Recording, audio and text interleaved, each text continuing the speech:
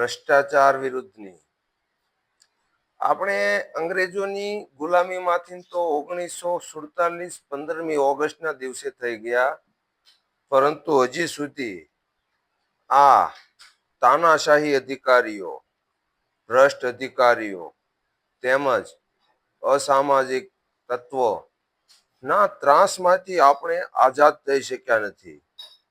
તો હવે આ 21મી સદી છે, જનતા જાગૃત બની છે.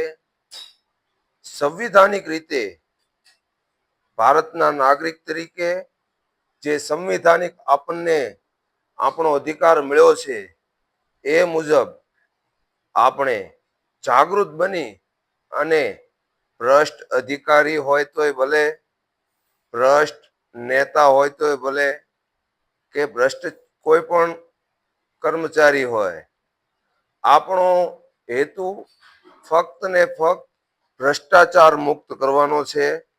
આપણે કોઈ રાજનેતા કે રાજકીય પાર્ટી સાથે કામ કરવાનું નથી.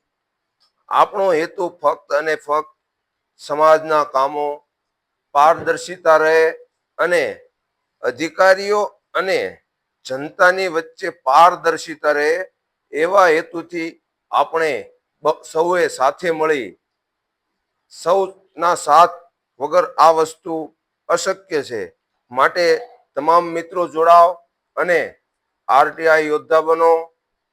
સતવારા સમાજની અંદર અત્યારે હાલમાં યુવા કાર્યકરો દ્વારા એક સંવિધાનિક રીતે તૈયાર થતું ગ્રુપ બનવા જઈ રહ્યું છે, જેની અંદર સંવિધાનિક રીતે કાનૂની લડાઈ લડવામાં આવશે.